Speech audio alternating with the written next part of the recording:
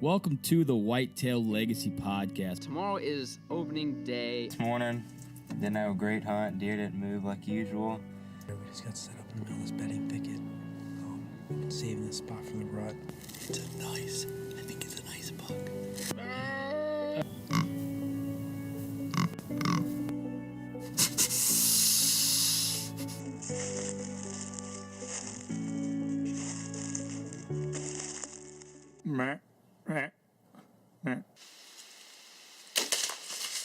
Boom! Hits a 170. That was money. I think he's down right over there, 10 yards. Whitetail Legacy Podcast, bringing you back to the hunt and leaving a legacy. Baller rut. Whitetail Legacy coming at ya. Kicking it old school. Back to the beginning. All right, we had Whitetail 365 on this episode. That's a big team. A lot of different states. A lot of cool videos. A lot of big things coming this year for him. Super cool guy we got to talk to tonight. Glad I'm going to get to follow his page. Learn more about Whitetail 365 and follow him this season. We can't thank Tyler enough for coming on, spend some time with us, talking about Whitetail 365 and about some of his hunts. We talked about kind of what he thinks made him successful on that hunt, a lot of about what makes Whitetail 365 different. So I hope you guys enjoy this episode.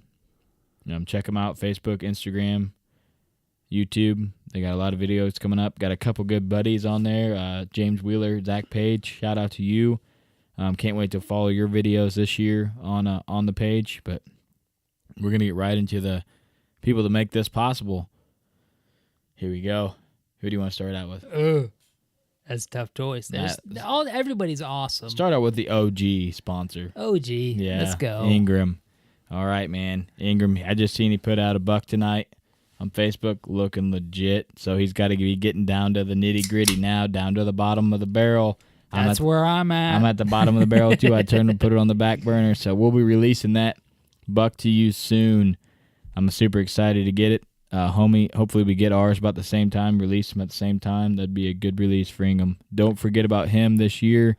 European mount, shoulder mount, anything that you got that you want to do when you shoot a buck and you want to save it for the rest of your life. Check out Ingram's Outdoor Obsession if you're in the local area. So I had a government official with me at work the other day, and he gave up deer hunting for just strictly duck and goose. And I was kind of telling him what we had going on here. And I was telling him about Ingram, and I was telling him about these beetles that Ingram's got going. I said, dude, this guy's European mounts are just off the charts. He said, well, what are these beetles? I said, so for you guys out there that don't know what these beetles are, they're dermastid beetles. You got to check them out, and that's what Ingram uses. Last year he had 3 colonies.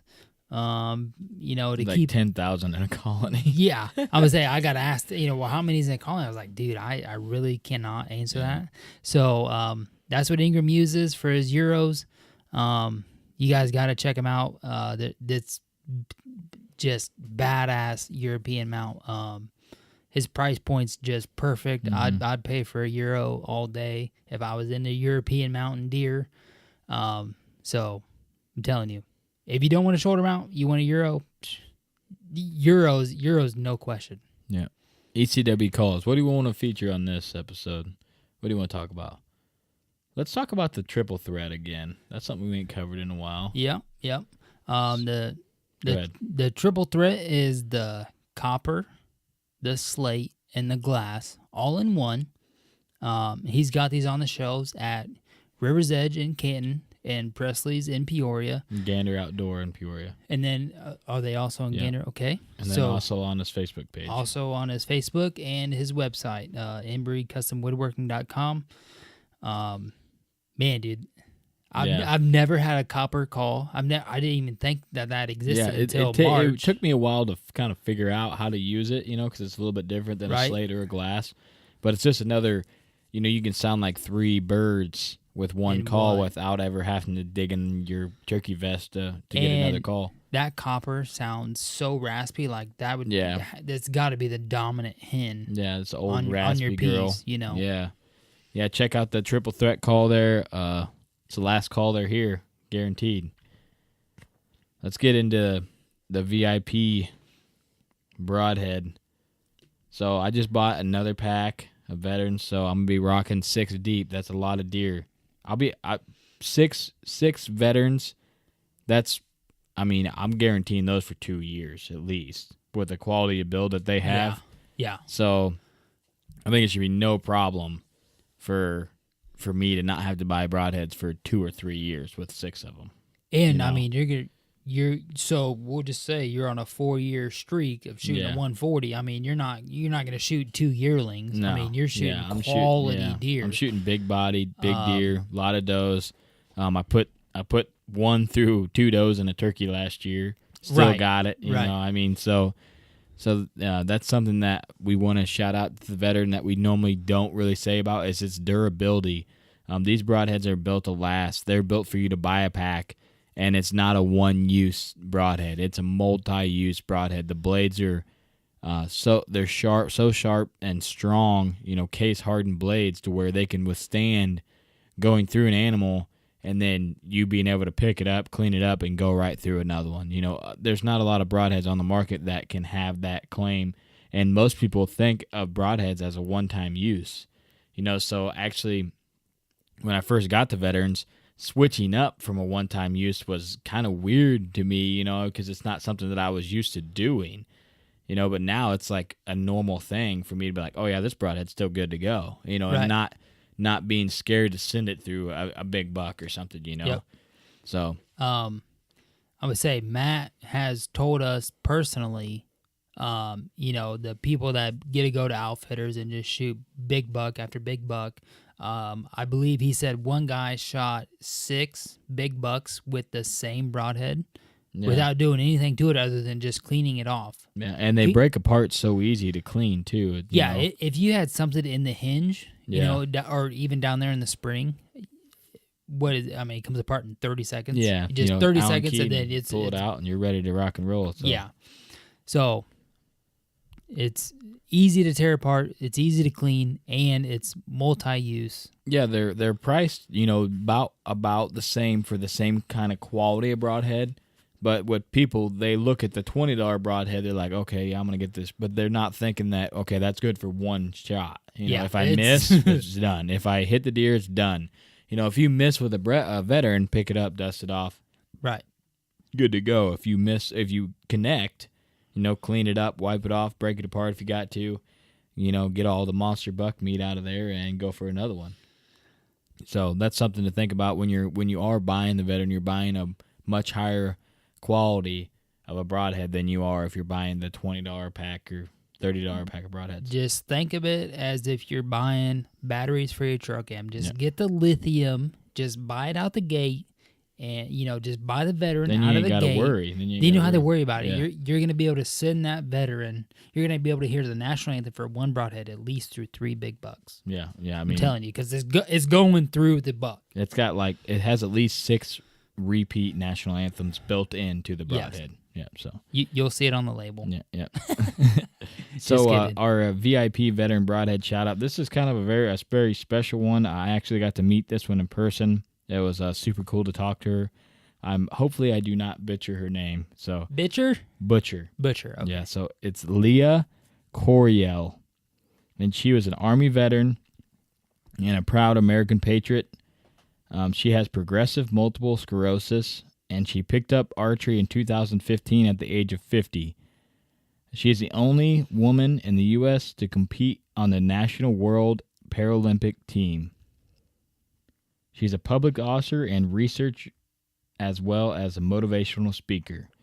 So she's won a couple silvers and a couple bronze in the U.S. National Target Championship paraplegic out of a wheelchair. Is a U.S. veteran, and she's using archery as a release with her illness or injuries. So I think that's super awesome. Yes. I'm hoping to have Leah on a podcast because her story is very compelling. She's a super crazy good archer. I shot next to her, and I was like, I got to put these away. I'm just getting embarrassed right now.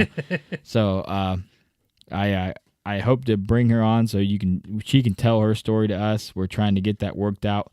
She's super busy, as you can imagine. Where's she shooting at right now? South Africa. South Africa or South America, south somewhere. Yeah. So we tried to get it lined up, and it didn't quite work out. But she knows we're here, and she knows we want to go. So hopefully we can get her on, and she can share the story with you guys. And I just think she's got a whole bunch of tips about shooting a bow and she's being super steady. She's super like. She's like cool. She's like that cool, quiet person. But then when you start talking to her, you can tell that she's got that military in her. Where she gets to know you, and then she starts going and going. Right, you're like, oh yeah, dude, she can talk for days. Yeah. I'm like, all right, yeah, that's perfect. Yeah, so we can't thank Leah enough. Hopefully, like I said, we'll be able to get her on, share her story. But thank you for your service and everything that you did, and then props to you for finding archery and using that path to, to gain and growing with your illness and still, progressing and feeling like you're part of something. So that's super huge. Yeah, Leah, that's super good. A lot of people would just, stopped, but, you kept going and you kept fighting, and I'm sure that's just the way you've done everything your whole life, and, we can't thank you enough from the Whitetail Legacy crew. Yeah. All right, let's get into scent lock. We're going to cover the truck Oz. Been traveling for work a lot. I've been spending a lot of time in my truck. And while at work. Yeah, no, not while at work. So the truck Oz has been coming in handy. That thing, the Oz 20B. Yeah, it's been plugged in a ton, and I can tell a huge difference. You ever roll through somewhere and you just smell like you're in the city, and you smell that asphalt smell. Oh yeah. Well, I did that today, and then I hit the Oz, took it right out of, dude. I was like, because I've been running it and it seemed like it was stuck in my truck because it was cool enough today where you didn't really have to run the air conditioner, turbo mode. Right. So it was almost stuck in there. I was like, I'm going to just put the Oz, and I put the Oz in. 2 minutes later, I'm like, man, it's finally gone. It was almost so bad that I was getting a headache. I was stuck in construction, going real slow. I'm like, man, and you just keep smelling that hot asphalt smell, and the Oz took it right out of my truck. So I was pretty impressed with that. Well, a couple months ago, I got the big dick truck. Yeah. The guy who had that truck before me was a smoker, and I've been waiting on this purchase, and I just knew it was going to wipe it right out, but I figured that this would be a really good test to really see what it could do. And I ran that Oz 20B for 2 cycles, so it's a 15-minute on, 15-minute off. And, obviously the first time I plugged it in, I didn't read the instructions. I just plugged the bitch in, hit the button. I was like, okay, why is it turning off? I thought it was a half hour. It's just 15 minutes on, 15 minutes off, because it's such enclosed space. They want to be sure it has time to air out and dissipate. So after reading the instructions, fired it back up. Man, dude. 2 cycles, the cigarette smoke is gone, and when you get in my truck now, you can almost smell ozone every time you get in there. It's just that crisp. Just that clean. What do you even call ozone? I don't know, man. It's just it's not like wintergreen, but it's like a green. It's green. That's all I can say. It's green. Yeah, it's got definitely a distinct smell. Definitely cleans our trucks right up. So for anybody that has not smelled it, it's just green, like pine sol, but just green. Like no. It's weird. He's 9 bush lights deep trying to explain ozone right now. All right, guys. Clean.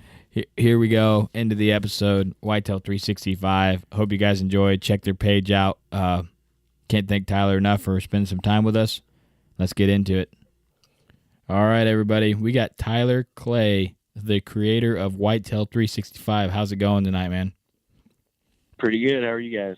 Doing good, man. We appreciate you spending some time. I know time is valuable, so I know you got kids and trying to run this and work full time, so we appreciate every minute you're going to give to us tonight. Yeah, thanks for having me on. Yeah, so we won't beat around the bush too long. We'll get off go right into it. Just kind of tell them who you are and how you got started hunting, and go into that. Yeah. All right. As he said, my name's Tyler. I'm from Northeast Missouri, and I started hunting at probably about as soon as I could start walking, and started bow hunting whenever I was in my early, probably 12, 13, somewhere around in there, and haven't looked back since then as far as bow hunting is concerned. Heck yeah, man. I think I shot my first deer when I was with a bow when I was around 8 or 9. So when you shoot that first one, man, you're just like, all right, this is what I'm gonna do. This is what my life's about. And then you have kids and slow down. It's definitely it's definitely a different adrenaline rush. You shoot a little button buck for your first deer with a bow. It's the same as any deer or any deer that you shot with a rifle before that. Yeah, I shot a basket rat 8-pointer, maybe a 70-incher. Just a giant. That's not bad for a first one. Oh man, it was a trip. So talking about 8-pointers, let's get right in and go into your story of the Big 8, as you called it. Super creative name, man. Yeah. Whenever I was a little bit younger, wasn't too creative on the names. We got a little bit better ones going on now, but as the name speaks, he was just a really big 8-point. And the first encounter, I guess, that we had with him was shed hunting one spring. Hardly ever go out shed hunting with my dad, and that was the first time that I'd been out with him in quite a while.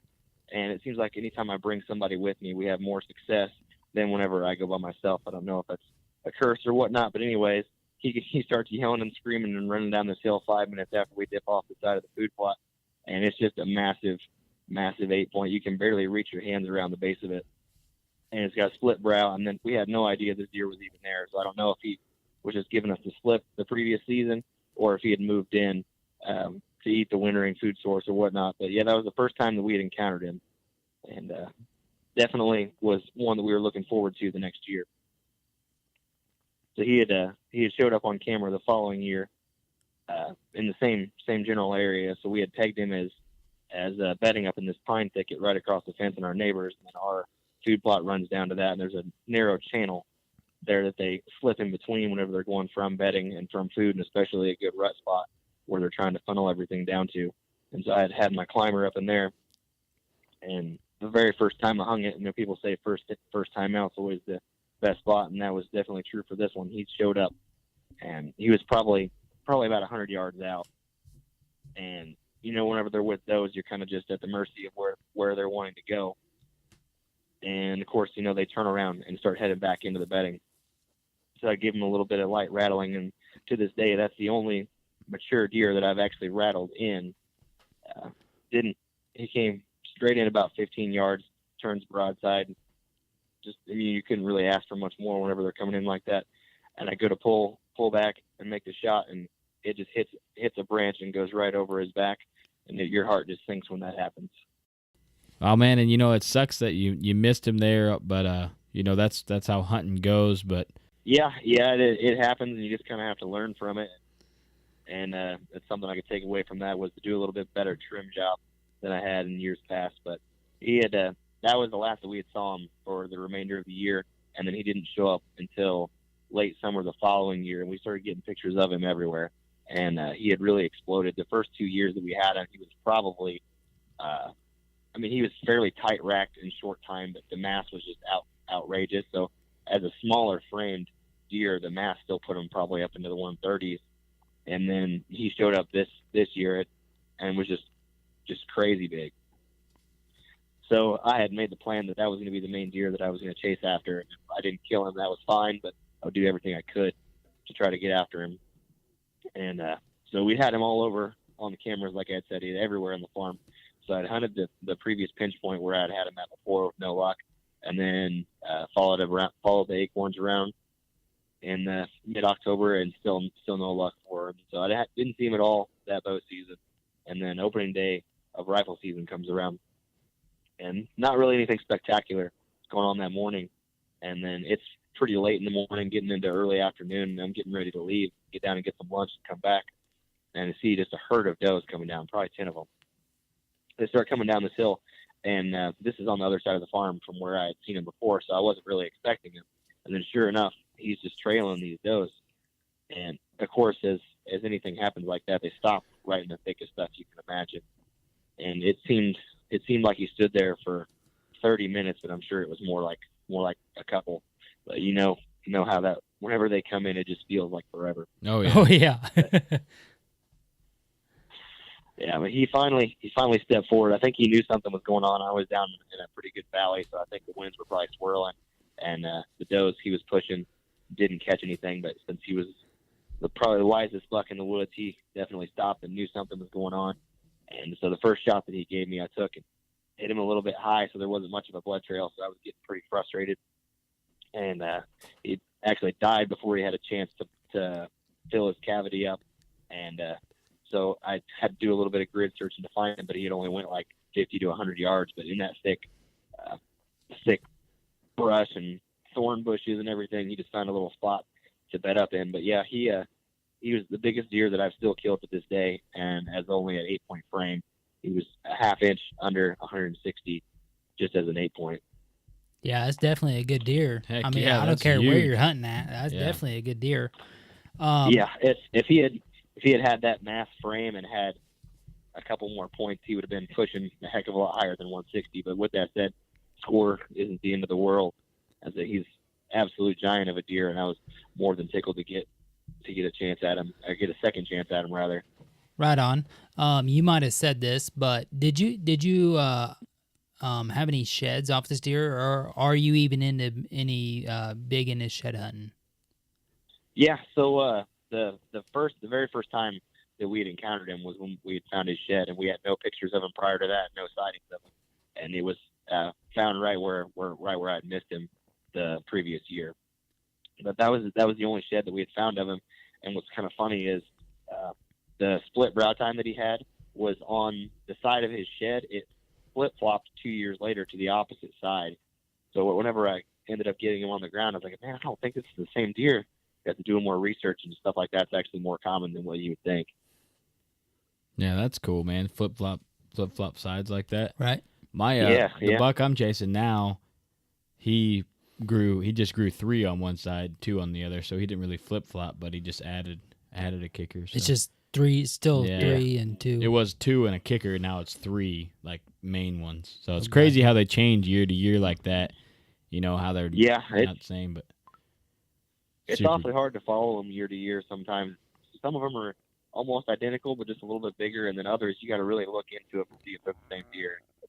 Pretty challenging on some of them. Yeah, I get that all the time. Homie's like, "Do you know what deer that is?" I'm like, "Man, it's hard sometimes to pinpoint it, but." Yeah, that's what some people will on the page or whatnot will question, like, "How do you really know that's the same deer?" It's like, trust me, I've looked through thousands and thousands of trail camera pictures multiple times. I'm kind of obsessive with all this stuff. Fairly positive it's the same one. The amount of hours we spend combing over pictures just as either a time passer or as a strategy builder is I like those ones that are way more than what we should. I like those ones that are a dead giveaway. Yeah. Yeah. So what do you think was one of the key factors that you think it was the trail cameras was one of the key factors that showed you where this buck was to be able to move in and make that first time sit? Or just because it was that pinch area? It was a combination of all of them, honestly. We'd had a lot of pictures of him in the food plot that that late summer, early fall, and we'd found his shed in that bedding area the previous year, so we had just kind of put all that together and knew that he was at least in the area. And late October they start cruising the does a little bit, and we just set up in that funnel, and it worked out perfectly, other than the execution, anyways. Yeah, it's crazy. You said that you rattled him off a doe, right? He came in with some does, and you rattled him off. Rattled him off of 3 does by himself. Wow. And he just left the does alone and came straight down. That's crazy. Maybe those does weren't hot, and he was just bumping them, and he thought it was a better opportunity up the hill, or. Yeah, it was probably, I don't know, probably the 20th to the 25th of October. So it's not when everything is 100% up and kicking, but there was definitely some interest in the does, and it's crazy to be able to pull them off like that, especially being able to rattle whenever you're that close to them. But the pine trees, he couldn't really see where and what was going on. Yeah, I bet you that was a key factor. He couldn't see through those pine trees, So he's busting out on the No. other side of them, trying to figure out what was going on. Now, do you normally hunt from a climber, or is this just a No, weird? So since then, I've actually kind of gotten away from anything besides ladder stands. I'd had a few bad experiences with the climber where it fell out from underneath me, and that was partially to my fault climbing hickory trees and the bark slipping, but it was a good spot, and that's where I wanted to be at. But between that and having fallen out of a couple stands, I had just went strictly to ladder stands, and then this year is going to be the first year that I'm going to be going back to mobile style hunting, but obviously a little bit safer than what I had whenever I was younger. Okay, because you had said that you were in the climber on this buck, and you hit the branch. I had just moved a stand, a hang on it would have been the middle of October. I moved a stand just a little closer to the field edge last year because I felt like I was too deep and I was missing a lot of the deer movement. And when I went in there, we had the wife's work party that night, but it was a rain front coming in, so I feel like I needed to go in there to be, the least scent left as possible. And I went in there and moved that stand. However, I didn't get to trim any shooting lanes. And then, lo and behold, here comes, a second buck in the same day shooter, and I smoke a down tree limb. And, I was just wondering if that climber, if you had had a hang on there, you would have been up in that tree already and seen that you might have needed to trim a branch, or if you could elaborate on that.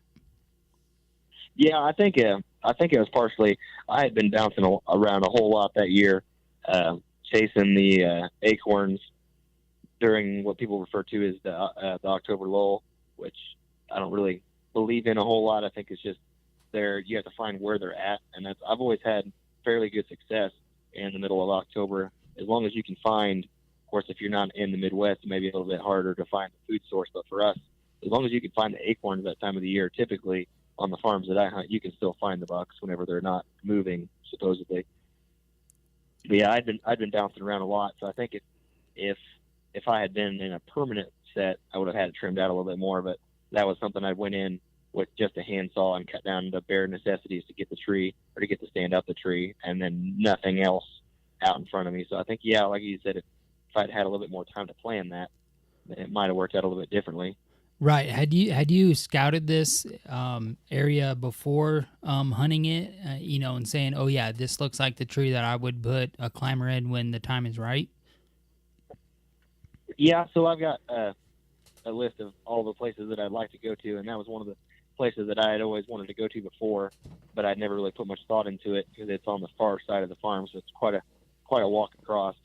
And I'd primarily hunted on the other side just for the scent control measures, as far as walking through everything to get there in early October, mid-October, when it's still fairly warm. And yeah, I just dropped the climber off a little bit earlier in the week on the edge of the food plot, and then just pulled it in and went up. So yeah, it was something that I had scouted, but not as much as I probably would have now, looking back on things. Right. So you were hunting on the backside of that food plot, you said? Yeah, on the it's like a U-shaped food plot. There's a finger that runs up through the middle of it, and then I was on the far left side, and it's a fairly gradual hill, and I was just probably 20 yards in, and then maybe another 50 yards to my left would have been all the bedding up on top of the ridge, and it just funnels all right down to the bottom of that, and there's a little creek bottom there. Nice. Sounds and like it a came good right setup. down to it. Yeah. It's a pretty good spot. It's kind of difficult. They change their patterns there from year to year depending on the flood wash and whatnot, but they're always in that seems like 100, 200 yard area. You just have to pinpoint where they're at exactly.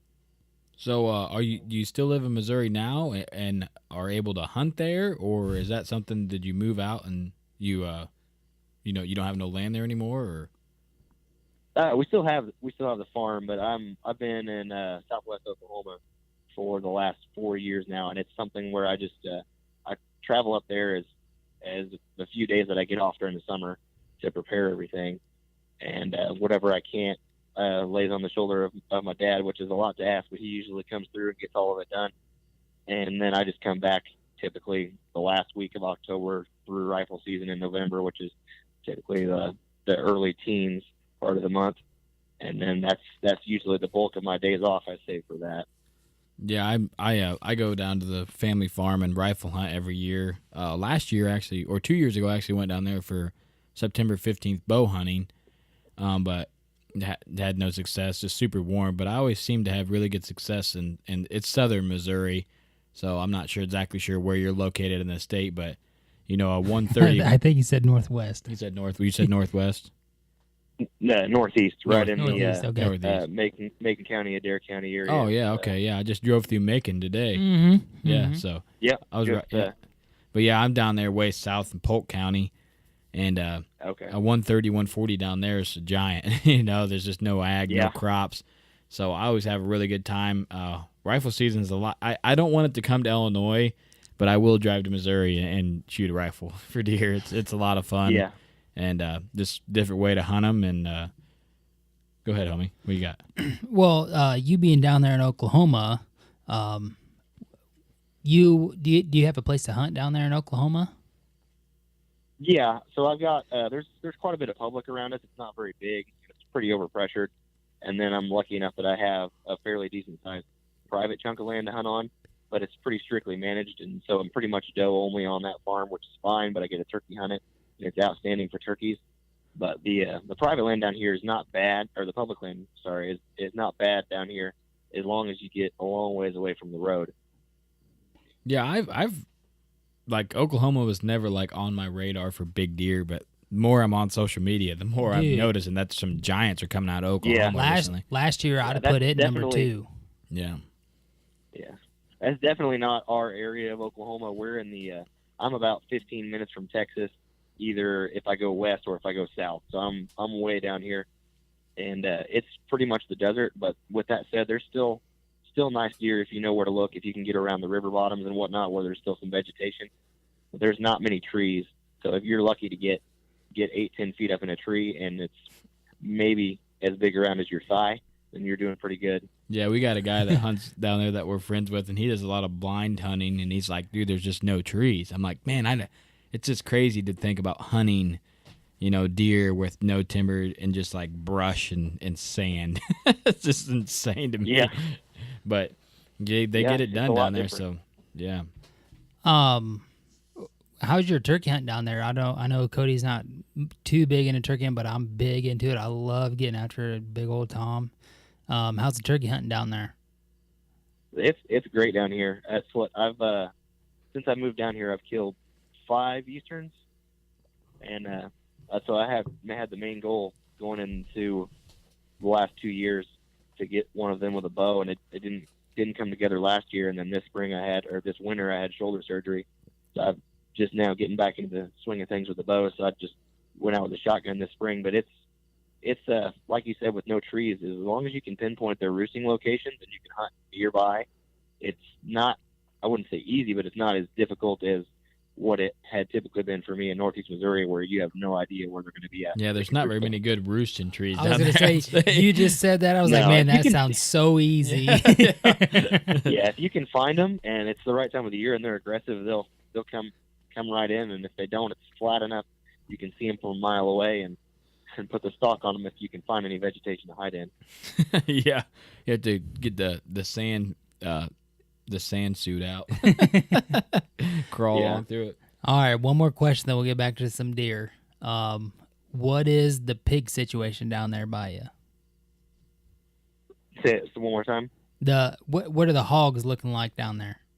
Oh yeah, they're everywhere. That's what the first year that I hunted down here, I was probably about a mile and a half, maybe a little bit farther off the road, and it was probably an hour after dark because I was pinned down with some deer, so I sat in the stand a little longer than I usually would have. I'm about halfway back, and I got in between a couple of them grunting and snorting at each other, and that was about enough for me on that. Yeah, I bet. But yeah, I killed 2 of them last year with a bow, and they're awful fun to shoot at. They run forever. Yeah, just like a big Yeah, buck, probably. that's Yeah. what we've heard, that they Yeah. like to Yeah. run. Luckily, I don't have to worry about them damaging anything that I own and eating any of the food plots because I'm not able to do any of that down here. I know one of the other guys on the team just bought a piece of property up about 30 minutes north of where I'm at right now, and he's just now started having work in on to his place. So we'll see how that goes this fall if they tear up his food plot and his food situation. But Get a they hog tear up log. a lot of stuff down here. Yeah. Get a hog log, wipe them out. So, Yeah. Yep. I would say that's something that Cody and I want to do, get in on some hogs. Man, it just sounds like a bunch of fun that we're missing out on. Yeah. I think. Yeah, it's the sad part about it is at least in the area that I'm at, it seems like people have made more of an enterprise of it instead of eradicating the nuisance animal.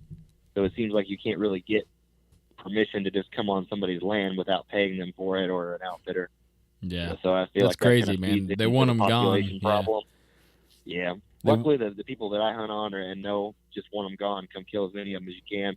I've had a fairly lucky situation, but I know that's not how it is everywhere. Yeah. Yeah, I notice that a lot too. I see a lot of posts about people putting, come shoot some hogs for X amount of money. I'm like, man, I thought these were like, you just knock on someone's door and walk, Right. say, hey, man, I want to go shoot some hogs, and they just let you on. But I guess it's not like that. So Yeah, we've run across a couple people that were desperate enough that they just said, come shoot them, deal with them, take them off my land. So I've been fairly fortunate coming down here, and I know it doesn't always happen for everybody. I need to find that guy's door. Yeah. So last season, did you end up taking a buck down there in Oklahoma in public, or? No, that's what I had a buck that we call a hook that we had been chasing since 2015, 2016, somewhere in there. He had there's not much vegetation, as we had said. So basically, once they get to mature age, they stay about the same. He'd been probably 135-inch mainframe 8 with some kickers and long brow tines, which for down here on public land, I'd have been tickled to shoot that over about the same excitement level as anything that I killed in Missouri. And I'd had him, I guess, as patterned as you can for a public land deer. He was mobile late November, early December, if you could catch him right at daylight. And I hadn't had him on camera for about a week, and I kind of gave up on the spot and started chasing a unicorn buck. And he didn't grow anything on one side and just grew one straight massive point. Nice. So I figured he would look pretty cool. Yeah. Figured he would look pretty cool on the wall. Started chasing after him and got pretty close to him on a couple spot and stalks, but never ended up getting any closer than 50. And I think it was the day that I started chasing after that buck, Hook started showing up again over at the spot where he had the last 2 years. So if fall plays out this year and he's still alive, December, any morning I can, in early mid-December, I'm going to be sitting in that stand, whether I've got him on camera or not, because if he's alive, he'll show up. So when's the rut down there in Oklahoma? I've actually never hunted the rut down here. It's fairly late, but I'm always there. As far as what I'm concerned, is the rut is late October, early November, into mid-November, and that entire time frame, I'm in Missouri typically. Let's see. Okay, so it's about the if same. I'm still around this year, which I may be actually moving during the rut this year, that's horrible timing, but I may be moving up north. So if I'm still around, though, my plan this year is to come back in the middle of October and hunt, and then from that point on, I'll be down here this year. Well, there's a lot worse things to be going on than moving during the rut. Yeah. I don't really have much control over it, but it's looking like that's the way it's going to be. Are you moving for work or? Yeah, I'll be moving for work. Hopefully, we'll find out probably within the next 4 to 5 weeks if the application went through, and trying to go to the Kansas City, Missouri area or East St. Louis area, and both those places pretty good for or at least a little bit step up from where I'm at now. Oh yeah, those are great deer hunting spots. A lot of ag, big deer. Yeah, great spots. Yeah. I would say we'll have to come crash at your place when Cody and I come over doing an over-the-counter hunt. Yeah, if it works out. Yeah. So we've been talking. You've been hitting it a little bit. Let's get into 365. I really want to dig into this group.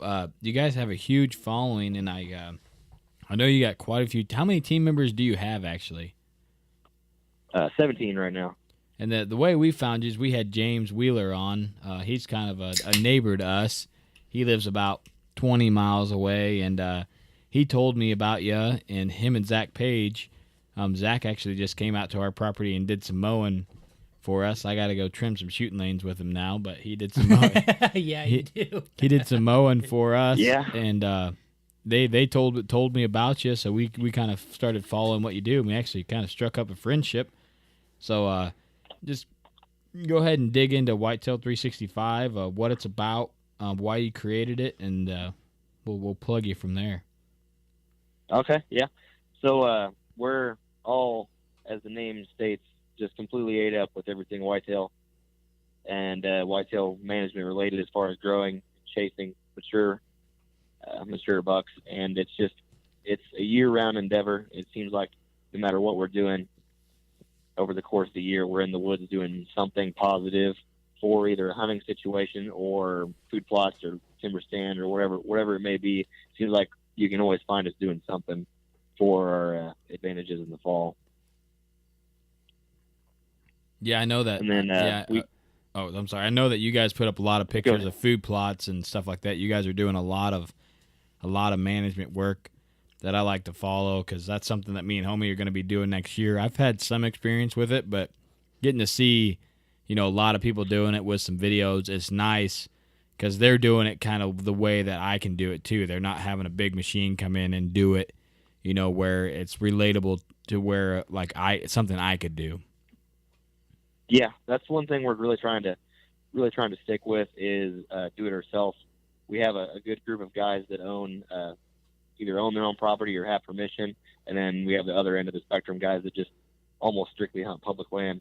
So I feel like we can really relate more to the average bow hunter as far as what we're trying to do, and then they can duplicate what we're doing, whether it's on public or whether it's on private, as far as anything that we're doing. None of us are rich enough to own thousands of acres, so whatever we're managing is fairly small properties if we're even lucky enough to be owning our own properties. Yeah, I mean, we definitely found that out when we talked with James, and James is the definition of Whitetail 365. We scheduled him up for an episode, and I believe he didn't show up here to the studio until like 11 o'clock at night because he was putting in a food plot, him and Zach. Yeah, they were out. Yeah. And then, we literally bullshitted in the studio for an hour that we should have been recording. So from midnight to 1 a.m. we recorded, and then we got done recording, and then we just still kept talking from big 1 deer a.m. to 3 a.m. till 3:30 in the morning in the driveway. And at like 3:15, I was like, dude, I got to go home. I got a birthday party tomorrow. Yeah.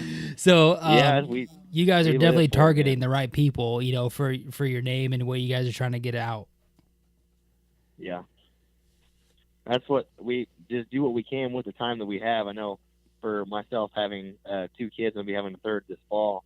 That's what I've got a very limited time as far as running everything that we do and doing the video editing. So I typically just wait till pretty late in the evening when everyone else is asleep, and then I stay up till midnight, 2, 3 in the morning doing the editing, and then I got to be at work the next morning. So it's just whatever it takes to get it done, and I feel like that's definitely resonated throughout the whole team. Do you do all the editing for 365? Yes.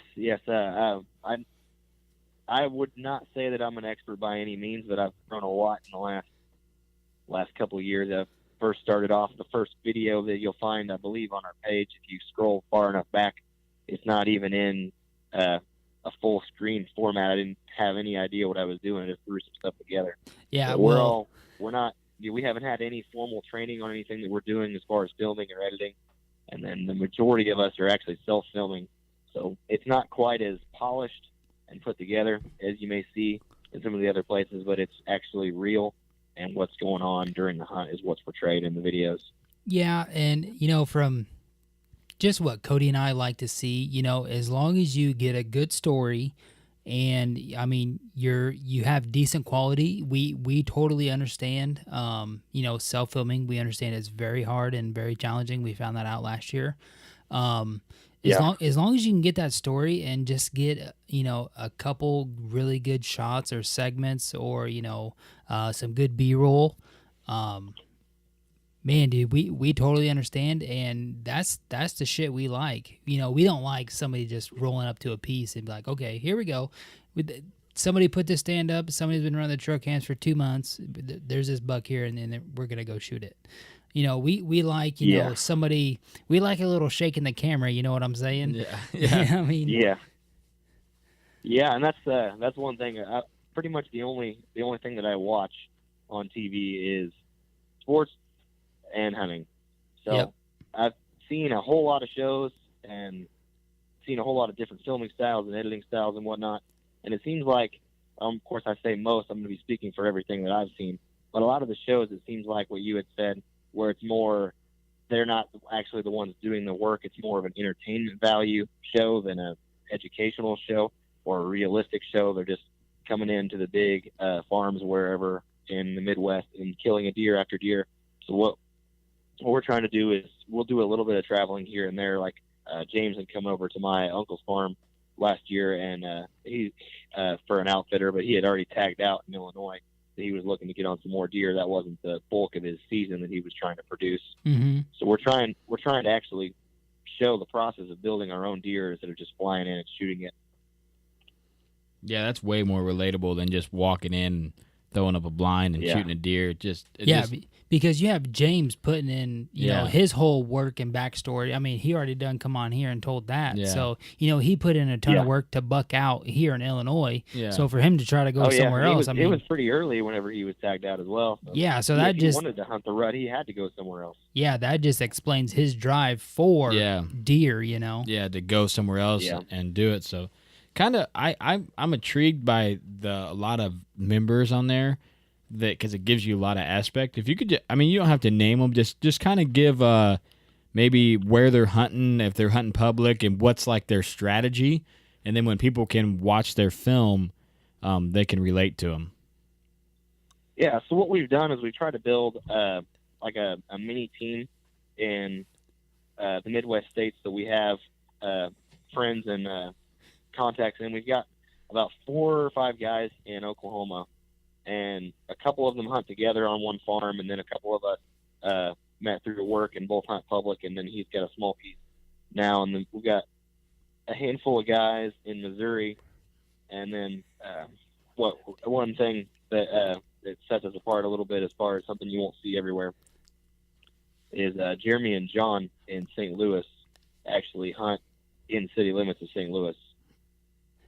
That's cool. Yeah, we're gonna come back to that. Hard to imagine, but yeah, he killed 2 pretty nice, or Jeremy killed 2 pretty nice deer last year on suburban hunts, and you can see in the videos, you can see houses and highways in the background, and it's pretty wild, but it's definitely a strategy that works for him. And we've got, like you had said, James and Zach in Illinois, and then Brandon a little bit farther south from them, and then we've got Kyle out in New York. He actually just moved up back home to New York from Virginia. A lot of the videos that he had the last couple of years were in Virginia. Is that all of them? Man, that's so many. One guy in Ohio. Yeah. Man, yeah, that's a lot. That's a lot to keep up with, man. You're a busy guy producing film. I try to keep it to where, I know if you see a lot of these bigger shows, they've got 50, 60 guys on their reel at the end of the show, and then they just play the best of it. We try to keep it big enough that we can consistently put out content, whether the seasons we're in, but small enough to where it's still personal, to where everybody still feels like they have a significant role in what's going on, and they're not just being used for occasional footage. Yeah, that's cool. Yeah, I think like your intro to your videos and stuff, it just flows good. You guys got a good thing going on.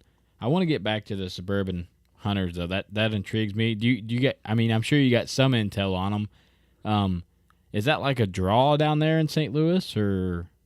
No, it's just a regular season. So they just, whenever, I'm not incredibly knowledgeable, so I may be speaking incorrect on some of the stuff. But as far as I know, it's just whenever the archery season opens, it's open just as the rest of the state for them. And then they can't obviously, like for turkeys and whatnot, they're chasing them public or on the suburban sites. They can't use shotguns like everyone else does, so they go after them with crossbows. So it's definitely a different kick to the part of the show whenever they come on that you're not going to see in a whole lot of places. So, with the suburban aspect, it's not like just a totally different deal, like just hunting in town. They just have more of the rules for, like, you know, if you were to have 50 acres outside of town. I can't really speak to the rules because I haven't been hunting with them yet. Okay. Hopefully we'll fix that before too long.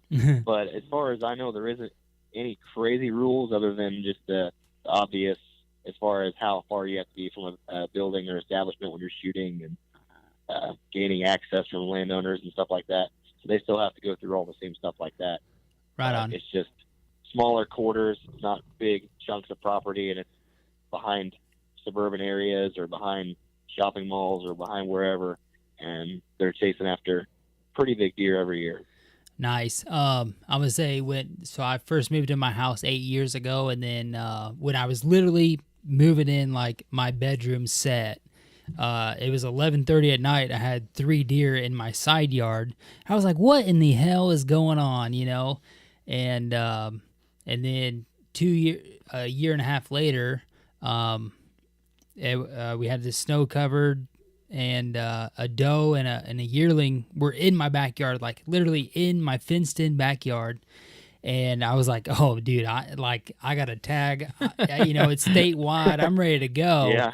And you know, I got to looking at the regulations and stuff, and within our city limits, you have to be outside of 100 yards of a building or a dwelling, is what it says. You have to be outside 100 yards of a dwelling. So, like, oh man, dude, you know. So I'm ranging like the neighbor's house, you know, seeing how far it is. But yeah, man, dude, I'm really, really intrigued.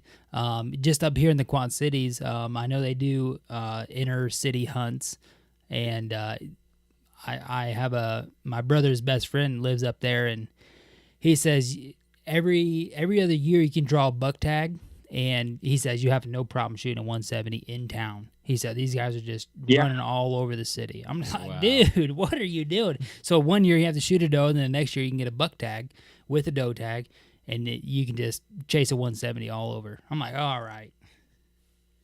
Once you get past the awkwardness of realizing that somebody is bow hunting for a trophy buck or a mature buck within city limits of a giant city like that, it actually makes a lot of sense that they have as much success as they do, because there's not as much competition. So your deer can get a little bit older in those areas than they can, say, where everybody hunts in a small plot outside of the city where it's open rules for rifle and everything. Right. So it makes sense that the deer are getting more mature, but it definitely doesn't make them easier to shoot. I know a lot of people will say it's almost like a high fence hunt or a canned hunt because they don't have anywhere to go, but they're more, I would say they're probably more used to human interference, but they're definitely not going to just walk up to you and let them shoot you or let you shoot them.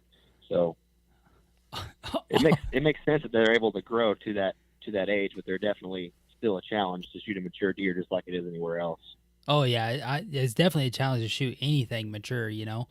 I just think it'd be super cool. It'd be like, all right, it's Wednesday morning, trash truck's coming at 9. At 9:15, this 180's coming out. You know? Yeah.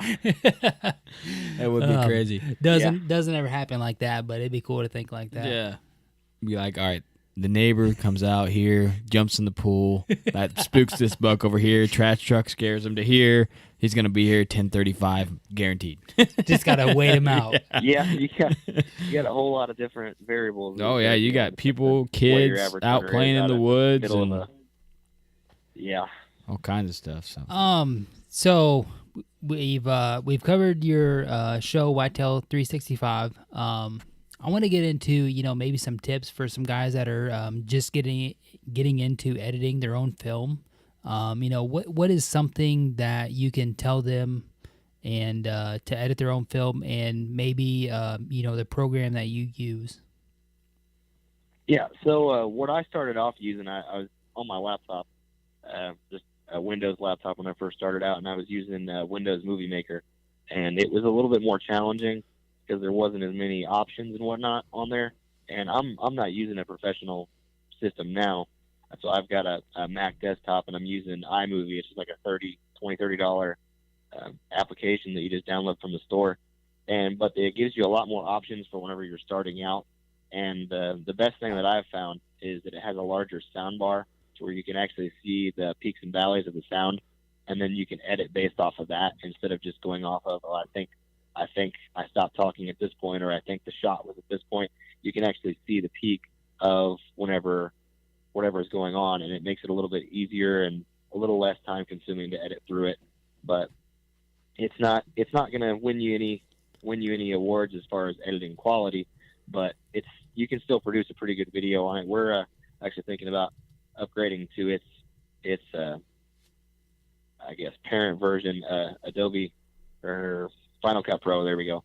That's the one we're looking to upgrade to, hopefully this season. But if not, iMovie's still working out pretty good for us. In the iMovie, I've kind of messed around a little bit with that iMovie.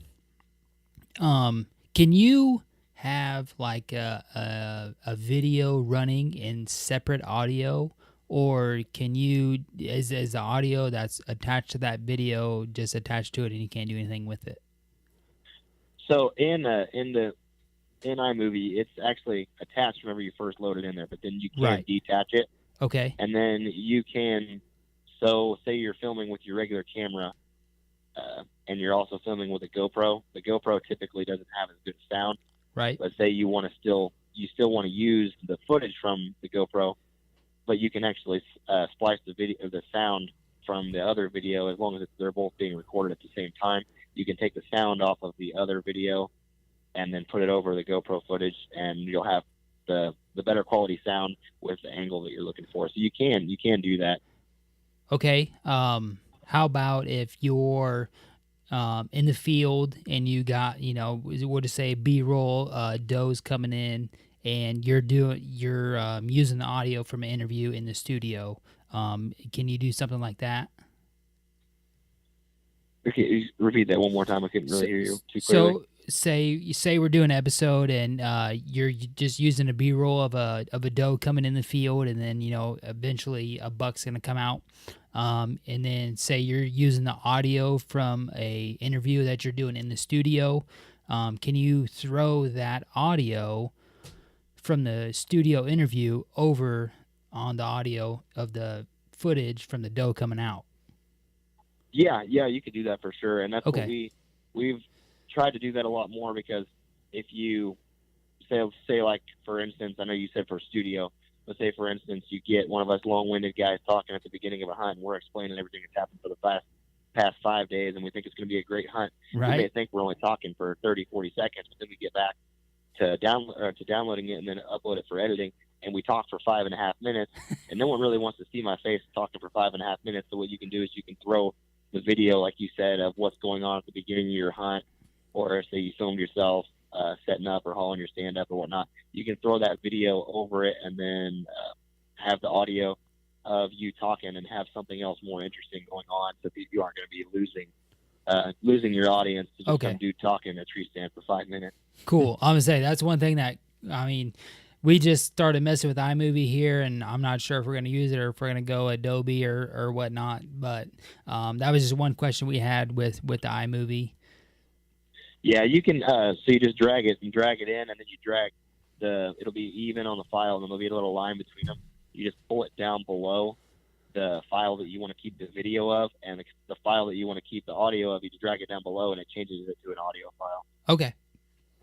So it's fairly easy. I mean, it's a fairly easy program to learn. I mean, it'll take you a little while to get up and going with it, but once you get rolling with it, it's a pretty easy program to use.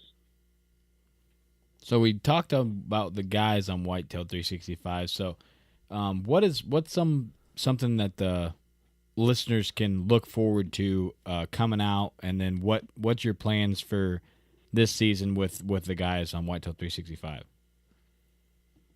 So for last year was our first season actually videoing with the majority of the team that we have now. The first season that not first actual hunting season, not first episode season was just 3 of us at the beginning of the season, and then by the end of the season we had 5 or 6 of us, and then throughout the next winter and fall, or winter and summer, we built up the team to what we have now, plus or minus a few guys. So this will be our second year filming as a complete team, and everyone primarily last year was the first year filming. So we were really learning as we were going on everything. You should be able to see a lot more of the mistakes that we made last year, whether it be double tapping the record button and missing the kill shot or whatnot. You'll be seeing a little bit more quality footage coming out from us this year. Okay, that's cool that it's just your first season last year. You guys put out some really good hunts, some good quality, good content for people to watch. I watch a ton of videos, so I've watched quite a few of them. I enjoy them. I learn something from everyone, pretty much, you know. So I know that's what you're trying to do, is put content out there for people to listen to or watch. Yeah, and then as another thing is more videos from the same guys, be able to build more of a, I guess, watching relationship with the people, get to know them a little bit more, and get to see a little bit more, some faces that didn't get to see last year, whether it was some of us didn't harvest a deer at all or didn't harvest it on camera, get to see a little bit more of the team in this year. Are you guys just throwing a bunch of doe kills into one episode, or are you just spreading them out, you know, treating them kind of as... Homie loves to see a bunch of doe get killed. It's like his thing. So ideally, if we get a whole bunch of doe kills, throw them all into one. But we started off last year trying to go semi-live. So we were going with whatever was killed the week prior or the month prior. We would try to upload that while it was still kind of fresh in what was going on. But with a larger team this year, and with me possibly be moving during the bulk of the season, we'll probably be pushing everything off until the latter half of the season, maybe into to late winter or early spring, as far as when we release things. So we may be releasing things more as, like what you had said, all does in one spot. I know last year we tried to do all youth hunts in one spot, or with those of us with kids, the ones that where if the kids were helping with the tracking and whatnot, we tried to throw that all into one spot as well. That way it's not broken up and it's more of a story you can follow throughout the whole thing. You got some? Homie looked like you wanted to say something. I mean, it's not serious. It's just a funny, but. So Tyler, what are you doing with all the outtakes or the footage that didn't make the cut? I have a giant storage file full of everything that we didn't use, and then I just pull from whatever I didn't use on previous projects, whether if it didn't get into the episodes, or if it didn't get into our intro. If we've got a project that I'm working on for something, like we've got another show that we're trying to put forward, kind of like a podcast, but with the video format as well. Yeah. So just little takes like that, we'll throw into stuff. I know last year, of course, you see all kinds of cool stuff when you're hunting that you may not kill something on that hunt. That's what, just for one instance, last year I had a really cool doe crossing a river in front of me with her 2 yearlings, and the temperature difference between the water and the air was enough to where it was incredibly foggy coming off of the water. So it's something that never got thrown into an episode, but I'm sure I'll post it up on the page at some point for everyone to see. Yeah, that's cool. What's the name going to be of the audio video interview thing? We're looking at right now going with a round table, and then doing cool. A 2 to 3 person sit down and just talk about either previous hunts or strategies and whatnot that we're doing. Just stuff that doesn't make it into the regular episodes, but we feel still worth sharing, or just talking deer like we are now. People like us will watch it. Yeah, I would say sure. we're pretty good buddies with a guy who loves to do like pre-hunt and midday hunt interviews, and he forgets to turn the microphone on, and then he takes his girlfriend hunting, and he makes her, like, literally makes her do a pre-hunt interview and a midday interview, and he forgets to turn the microphone on. So Homie they have to loves it. they have to redo it, and then they just put like this whole blooper reel together of just interviews left and right. And she's like, "Well, I have to do this stupid interview again because Alex didn't turn the damn microphone on." And man, he shared that to us, and I just loved it. Yeah, we're saving for our blooper reel right now. I got one video of homie that looked like he'd been at deer camp drinking heavily for about 7 days straight, and he's trying to do an interview. Epic. It's like yeah. So that's a good thing. At least your buddy was getting his lady friend to do some talking on the camera. Anytime I bring my wife, she won't talk on the interview and won't do a post kill or whatnot. So it makes it a little bit more difficult if she does end up killing something to put something together. So I think after trial and error, she finally got her first turkey with a bow. Congrats to Katie. And I took my wife out turkey hunting this spring, and basically all that happened was we put the camera on a tripod, and that's where it sat the whole time. there was no recording. We didn't see no birds, no goblin, no nothing, and that was all that happened. So I feel your pain there. Yeah, that happens. So where can people find Whitetail 365? Kind of some of your different social medias. Do you guys have a website? We have one reserved. We don't have it built up just quite yet. I see. But as far as on social media, we're on Facebook and Instagram and YouTube. You can find us at Facebook at Whitetail 365, all one word. And then on Instagram, whitetail.365. And then on YouTube, you should be able to just search Whitetail 365 and find us there. Yeah, your logo's sweet, man. That's a super cool logo. Props to you for drawing that up, man. That was a good idea. So yeah, check their stuff out. Oh, go ahead. Go ahead.